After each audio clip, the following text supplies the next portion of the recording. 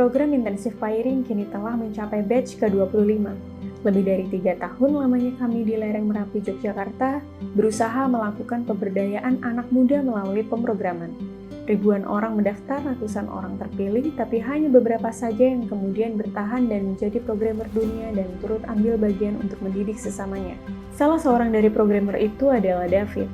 Pria ini merupakan peserta dari batch pertama Intensive Pairing. Berasal dari Solo, dia datang dengan keinginan belajar yang sangat besar. Kini tak hanya menjadi senior programmer, David juga menjadi manajer dan menjadi calon anggota Refactory Co-op.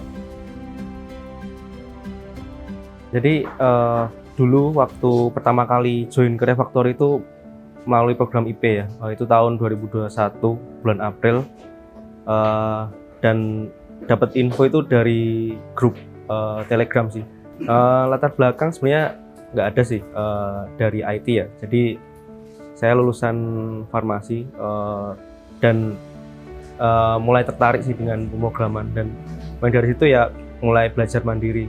Ya ekspektasi waktu ikut IP dulu itu ya bisa belajar dengan karyawan Refactory tentunya ya, karena kita juga bisa pair dengan teman-teman yang udah berpengalaman dan juga bisa ikut berkontribusi di perusahaan.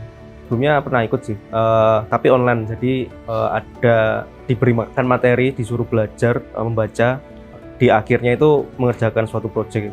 Di bootcamp sebelumnya dummy projectnya, kalau bedanya di Refactory waktu itu langsung kelihatan kita bisa mengerjakan sesuatu yang langsung jadi gitu, dan di situ mulai ada diskusi gitu dan mulai paham gitu dengan yang dikerjakan.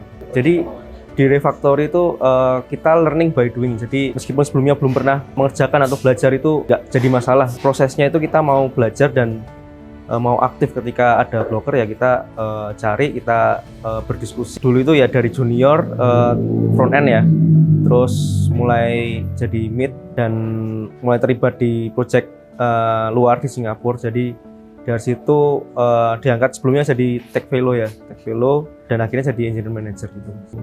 Ya kurang lebih 1,5 tahun ya. Jadi di situ juga dari manajemen juga melihat ya ada kontribusi, ada mungkin progres yang cukup baik gitu. Ya, proyeknya ini terkait manajemen properti ya. Jadi melibatkan AI, di mana AI tersebut menghasilkan data, dan data itu diolah, ditampilkan ke user melalui dashboard. Di sana saya berperan sebagai developer front end dan juga back end ya. Jadi full stack satu app untuk mengolah data dan menampilkan data ke user gitu. Pasti setiap hari kita ya didorong untuk selalu belajar hal baru. Agar seseorang bisa berkembang, ia perlu percaya pada sebuah sistem pembelajaran yang ia lalui.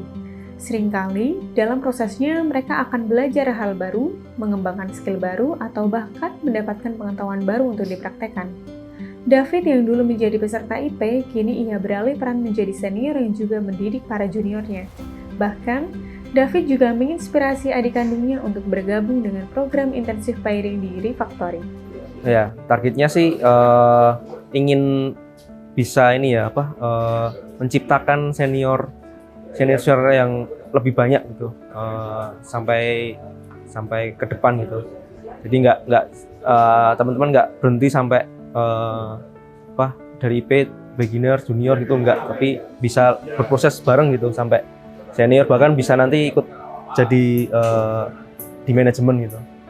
Ya, di Refactory prinsipnya ini sih, ketika junior menghadapi sebuah problem atau error itu ya dari mereka harus berkewajiban untuk cari tahu dulu ini apa gitu, dan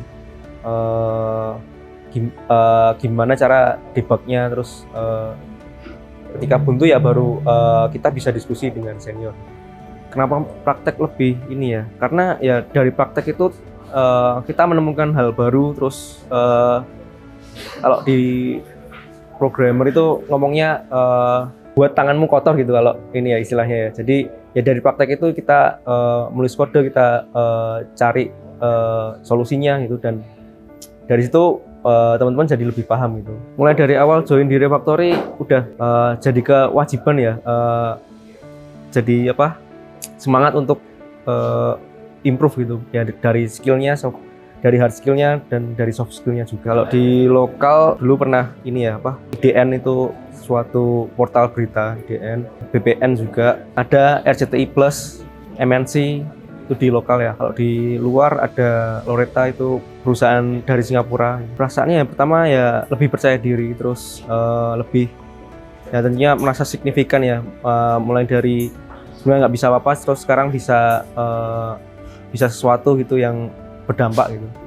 Ya tentunya bangga ya, apalagi bisa dipakai banyak orang gitu. Bangganya karena ya ada campur tangan kita gitu di program tersebut, di aplikasi tersebut. Ya benefitnya kalau sekarang teman-teman dari IP jadi pegawai tetap, yang pertama tentunya ini ya apa, lebih terjamin di kedepannya. Terus teman-teman jadi punya rencana jangka panjang untuk karirnya di refactory ya, dan bisa lebih fokus untuk berkembang, berkontribusi gitu. Pesannya ini sih apa, teman-teman bisa maksimalkan ya kesempatan yang ada. Cara terbaik untuk bisa berkembang adalah dengan mengatasi tantangan. Cara terbaik untuk belajar adalah mengajari yang lain. David adalah satu dari banyak kisah individu di Refactory yang sukses berdaya melalui pemrograman. Tidak berhenti dengan berdaya, mereka juga berusaha untuk memberdayakan yang lain, mengajarkan generasi baru untuk bisa mandiri dan berkembang melalui rekayasa perangkat lunak sembari belajar keterampilan hidup lainnya.